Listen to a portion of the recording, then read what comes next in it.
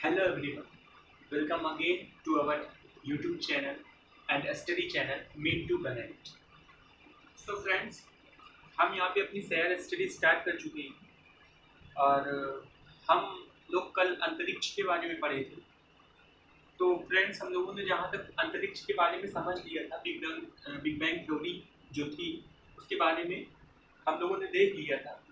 और मैंने कल आप लोगों को कुछ क्वेश्चन दिए थे जिसका आंसर कमेंट में आया बहुत लोगों का, लेकिन बहुत सारे अतार्किक थे। बहुत मेरे भाई लोगों ने अच्छे जवाब दिए थे कमेंट में। तो बहुत लोग बोले कि ये ऐसे ही हो गया, ये भगवान ने क्या किया। बहुत सारे उनके से कमेंट्स आए थे, बहुत से अच्छे कमेंट आए थे। तो फ्रेंड्स, आज मैं इसको इन क्वेश्चंस का जल्दी से आंसर देगी और आज हम सेकंड पार्ट यूनिवर्स के बाद क्या बना, कैसे बना, उसको पढ़ेंगे। सो फ्रेंड्स, सबसे पहला क्वेश्चन हमारा था, why the celestial body like sun, planets are spherical in shape? Spherical मतलब गोला होता है, मतलब सर्कल। तो ये हमारा गोला क्यों होता है? सो फ्रेंड्स देखिए, जब हमारे स्टार्स बने, हमारा सन बना और हमारे प्लैनेट्स बने, तो प्लैनेट्स जब अपना जो रोटेट कर रहे हैं, तो रोटेटिंग की वजह से, जैसे कि आप लोग राजस्थान में देखते होंगे, जहाँ पे जो डिजर्ट होता है वहाँ पे बहुत बड़े बड़े टीले होते हैं, या तो बहुत जगह आप लोगों ने मिट्टी की बड़ी बड़ी ऐसे इमारतें देखी हो, तो हवा की वजह से वो इमारतें कट जाती है और कुछ राउंड शेप में आ जाती है। तो वैसे ही अरबों साल से पृथ्वी, सूरज, स्टार्स जो ब्रह्मांड में अंतरिक्ष में चक्कर लगा रहे हैं, तो उस चक्कर की वजह से उसका शेप गोल हो गया है। जो उसके ऊपरी या एक्स्ट्रा पार्ट थे वो निकल गया है। ठीक है। सेकंड क्वेश्चन है, why is our galaxy called Milky Way galaxy? Second answer देखिए, मैंने कल जो आपको बताया था कि मान लीजिए ये अपनी गैलेक्सी है, तो हम लोगों का जो सोलर सिस्टम है उसमें जो सन है वो यहाँ पे है। अब आप लोग ये बताइए कि अगर हम लोग यहाँ से खड़े होकर इसको देखेंगे तो ये कैसे लगेगा? कुछ इस आकार का, कल मैंने बताया कुछ इस आकार का। और जब उसमें बहुत सारे स्टार्स चमकेंगे तो वो व्हाइट कलर के दिखते हैं दूर से। अगर इस दिशा में आप लोग खड़े होंगे और इसको ऐसे देखेंगे तो कुछ ऐसा दिखेगा, ठीक है। और ये व्हाइट कलर का दिखता है, ये व्हाइट कलर का दिखता है। तो ऐसा प्रतीत होता है कि जैसे कोई पट्टी व्हाइट कलर की, और इसीलिए व्हाइट कलर का दूध होता है, तो इसीलिए इसका नाम दुग्ध मेघला या मिल्की वे गैलेक्सी कहलाया। ओके, देखिए। और जो तीसरा क्वेश्चन है, why are our planets called wanderer? Wanderer मतलब घूमता हुआ, वंडरर मतलब घूमना या घूमता हुआ। तो अपने प्लैनेट्स वंडरर क्यों है? आप लोगों को कुछ नक्षत्र के बारे में पता होगी, कुछ स्टार्स के बारे में जो अपना अलग अलग शेप बनाते हैं। जैसे कि फेमस है सप्तऋषि स्टार, यहाँ पे फिर एक यहाँ, फिर एक यहाँ, फिर एक यहाँ, फिर एक यहाँ, फिर एक यहाँ, फिर एक यहाँ और एक यहाँ। कुछ इस शेप में सप्तऋषि स्टार होते हैं। उसी तरीके से मैं ये बात अपने सर हैं मेरे, जो जिससे मैंने पढ़ा है, उनसे उन्होंने एक स्टोरी बताई थी, उसके थ्रू मैं आपको बता रहा हूँ। तो इसको बोलते हैं सप्तऋषि। वैसे ही एक और होता है,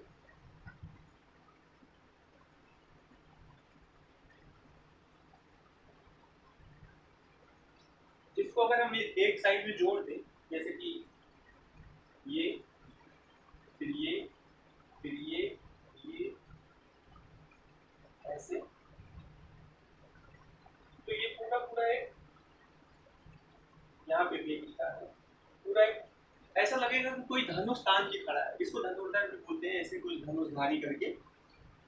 तो क्या हुआ, मेरे सर ने एक बार, वो नेवी में कहीं जा रहे थे शिप पे, चार्ज उन्हीं के चार्ज में शिप था, तो वो यहाँ पे एक प्लेनेट देखे और उन्हें लगा कि वो स्टार है, और वो भी पहले दिन देखे तो यहाँ, दूसरे दिन यहाँ, तीसरे दिन यहाँ, तो ये सोचे कि अगर ये स्टार है तो मैंने तो एक नया स्टार की खोज कर ली, लेकिन ये स्टार घूम क्यों रहा है।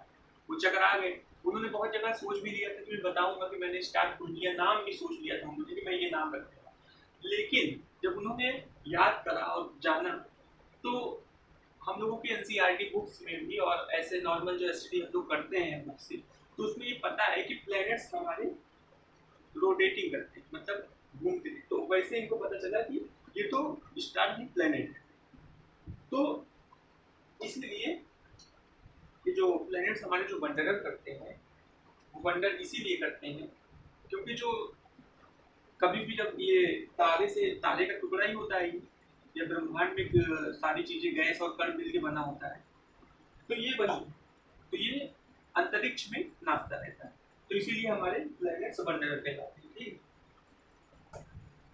अब हम लोग आज क्लास स्टार्ट करेंगे। आज हम लोग क्लास थर्ड है, हम लोगों ने ब्रह्मांड की उत्पत्ति देख ली, अब हम लोग आज देखेंगे तारा। ठीक है, तारा की उत्पत्ति कैसे हुई, कब बना, कैसे बना, खत्म कैसे होता है। तो देखिए, सबसे पहले मैंने आप लोगों को कल बताया था कि सबसे पहले उसमें जो छोटे छोटे कण रहते हैं वो ग्रेविटेशनल फोर्स की वजह से एक दूसरे से पास आते हैं, एक दूसरे के पास, जैसे ये छोटे छोटे टुकड़े हैं, ठीक है, ये कण है, धूल कण गैस ये सब, तो ये धीरे धीरे एक दूसरे के पास आएंगे, ठीक है, ग्रेविटेशनल फोर्स की वजह से एक दूसरे के पास आएंगे, तो इन दोनों में फ्रिक्शन होगा, फ्रिक्शन, घर्षण, जब घर्षण होगा तो ये एक दूसरे से जुड़ेंगे, ठीक है, जैसे प्लस माइनस जुड़ते हैं, जो हम लोगों की बैटरी होती है वैसे, तो ये एक दूसरे से जुड़ेंगे तो इनका शेप और बड़ा होगा, और बड़ा हुआ, और बड़ा हुआ, ठीक है, ये शेप और बड़ा होता गया, और धीरे धीरे ये इतना बड़ा हो गया कि एक नाम है, जो सिद्धांत है, इसको बोलते हैं निहारिका।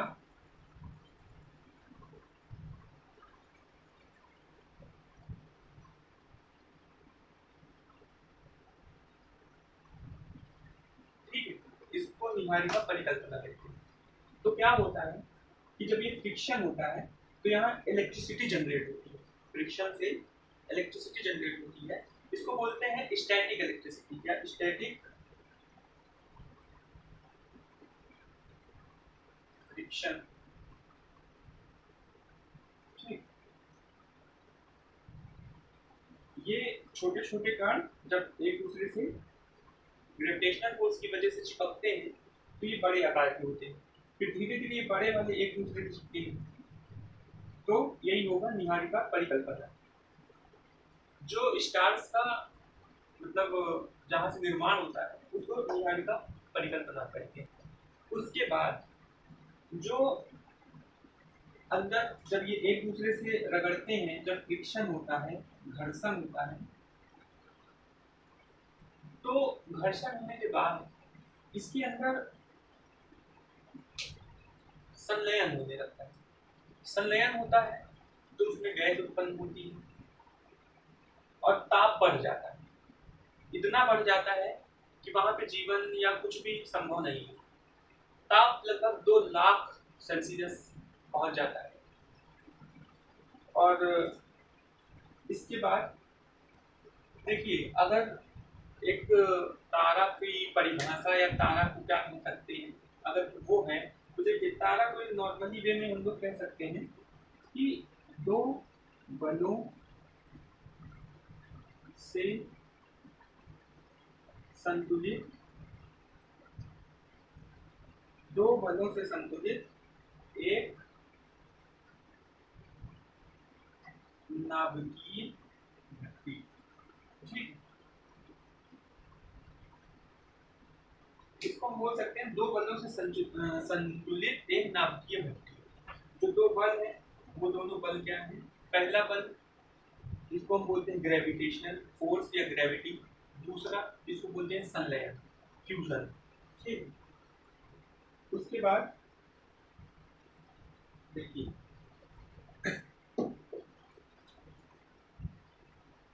ये स्टार है, ये स्टार जब अंदर जाते हैं एक दूसरे के पास तो यहाँ लगती है ग्रेविटेशनल फोर्स, और जब ये इसके अंदर से जो मतलब अंदर जाएंगे, जैसे कि यहाँ पे हीलियम गैस बनेगी तो इसमें जो हाइड्रोजन है वो बाहर जाएगा। ठीक है, ये बाहर जाएगा, तो जो ये अंदर जा रहा है इसको ग्रेविटी, और जो बाहर आ रहा है इसको संलयन कहते हैं। और एक चीज ये बताइए,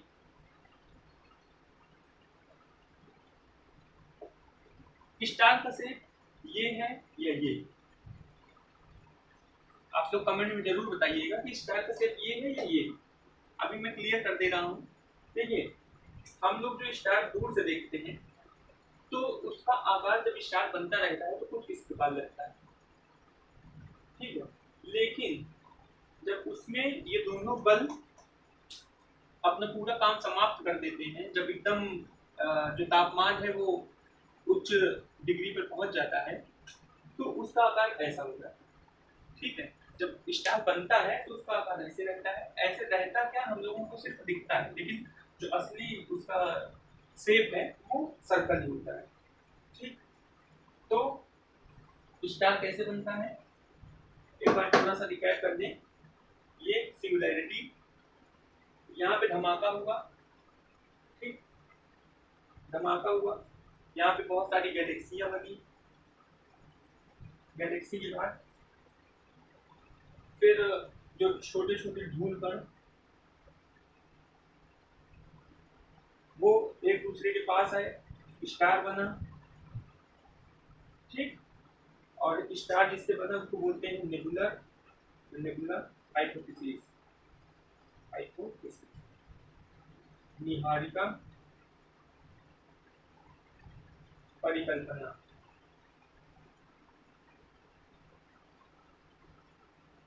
ये हो गया स्टार कैसे बनता है। उम्मीद है कि आप समझ गए होंगे। जब अंतरिक्ष के छोटे छोटे धूल व कण और गैस पास आते हैं ग्रेविटेशनल फोर्स की वजह से, और पास आने में जब एक दूसरे से टकराते हैं, रगड़ते हैं, तो उसमें फ्रिक्शन पैदा होता है। फ्रिक्शन पैदा होता है तो उसमें इलेक्ट्रिसिटी जनरेट होती है। इलेक्ट्रिसिटी या उसमें गैस, जिससे हीलियम गैस उत्पन्न होती है, हाइड्रोजन उत्पन्न होती है। हीलियम गैस अपने आप को संकुचित करती है, हाइड्रोजन अपने आप को संलयन करता है।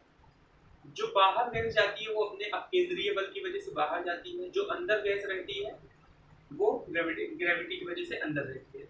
अब देखते हैं डेथ ऑफ स्टार।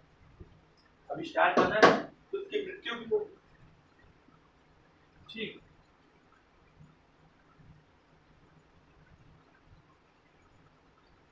तारों की मृत्यु मैंने बताया हीलियम और ये है हाइड्रोजन। ये हीलियम, अभी मैंने बताया ग्रेविटेशन फोर्स की वजह से हीलियम अपने आप को संकुचित करती है और हाइड्रोजन अपने आप को बाहर भेजता है या बाहर जाती है गैस। तो जब इसमें से हीलियम पूरा अपने आप को संकुचित कर लेती है और जब हाइड्रोजन एकदम अपने आप को बाहर भेजता है, हीलियम अंदर जाती है और हाइड्रोजन बाहर जाता है। ठीक, तो हाइड्रोजन चारों तरफ फैल जाएगा और हीलियम एकदम संकुचित संकुचित संकुचित, और जो हाइड्रोजन भी बाहर जाएगा वो पूरे में फैल जाएगा, बिखर जाएगा। जब बिखर जाएगा तो इसका शेप कुछ जैसे ये पूरा स्टार का शेप है तो इसका शेप सिर्फ इतना बचेगा, ये पूरा खत्म नहीं होगा। इसमें से जब हाइड्रोजन गैस बाहर निकल जाएगी तो इसका शेप छोटा हो जाएगा। ठीक है, तो इसी तरीके से जो ये हाइड्रोजन बाहर जाएगा तो इसी तरीके से इसका अंत हो जाता है। और एक दूसरी चीज देखिए, जो अपना सूरज है, सूर्य का निर्माण कैसे हुआ था? जैसे ये पूरा सूर्य, ठीक है। अब सूर्य में मैंने बताया सूर्य एक तारा है, ये सभी को पता है, ठीक है। तो जो इसका अंदर का पार्ट है, जब ये बन रहा था तो बहुत सारी गैसें प्लस हीलियम भी थी, हाइड्रोजन भी था। तो इसमें जो अंदर की पार्ट थी तो 99.8% ये हीलियम था, ठीक है। और जब हाइड्रोजन इसका बाहर फैला, जब हाइड्रोजन संलयन करा तो क्या हुआ कि जो उसके छोटे छोटे टुकड़े धूल कर गैस से बने हुए थे वही हमारे ग्रह बन गए, जैसे कि वीनस, मार्स, मरकरी, इसी तरीके के हमारे प्लैनेट्स बन गए। तो जो सूर्य के सिर्फ 0.2% का हिस्सा जो है वो पूरा हमारा प्लैनेट्स है, और जो सूरज है वो 99.8% में है, और इसके अंदर हीलियम गैस है, ये संकुचित करता है।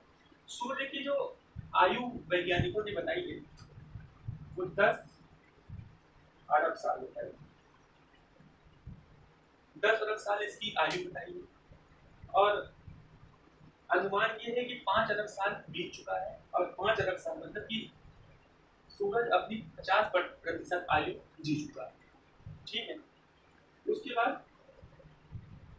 जब आज से 5 अरब साल बाद जब पूरा हीलियम अपने अंदर संकुचित कर लेगा तो जो हाइड्रोजन में संलयन होगा ये इतनी तेज बाहर जाएगा कि ये धीरे धीरे पहले मरकरी, फिर वीनस, फिर मार्स और अर्थ, फिर जुपिटर सबको निगल लेगा। इसका शेप बहुत बड़ा होगा और सबको निगलने के बाद ये पूरे ब्रह्मांड में फैलेगा, मतलब गैलेक्सी में, ब्रह्मांड में जहां तक जा पाएगा ये पूरे में फैल जाएगा, और इसका आकार जो है ये छोटा इतना ही रह जाएगा जितने में हीलियम रहेगी। और इसको जो स्टार बचेगा इसको एक व्हाइट डॉट स्टार बोलते हैं, बॉनर स्टार। देखिए उसको भी मैं पहले बता दे रहा हूँ। जैसे एक चीज और है, इसको बोलते हैं लाल दानव। नाम सबने सुना होगा लेकिन शायद ही किसी को पता हो कि लाल दानव किसको बोलते हैं।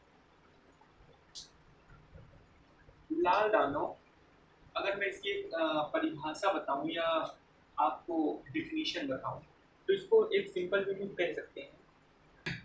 रेड जेंट्स किसको बोलते हैं, लाल दानव किसको बोलते हैं, जब तारे का हाइड्रोजन जो ईंधन जिसको बोल सकते हैं, जब वो संकुचित संलयन हो जाएगा बाहर तो वो फैल जाएगा, और जब फैल जाएगा तो अंदर की चीजें जो बची रहेगी, मतलब कि जो संकुचित हो जाएगी, तो उसकी जो ग्रेविटेशनल फोर्स है वो छूट जाएगी। मतलब जब हाइड्रोजन बाहर जाने लगेगा, हीलियम अंदर आने लगेगा तो उसकी पकड़ छूट जाएगी और वो बिखर जाएगा।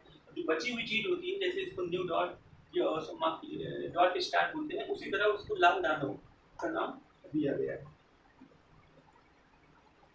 जैसे कि इसको हम थोड़ा एक छोटे वे में समझें तो देखिए पहले तारा बना, फिर मृत्यु हुई, धूल कण जो बाहर थे तो मतलब धूल कण सब फैल गए चारों तरफ। उसके बाद जो बचा हुआ हिस्सा था उसको नया तारा बोल सकते हैं, ठीक। फिर उसके बाद उसका जो आकार है वो छोटा रहेगा, आकार जो छोटा रहेगा।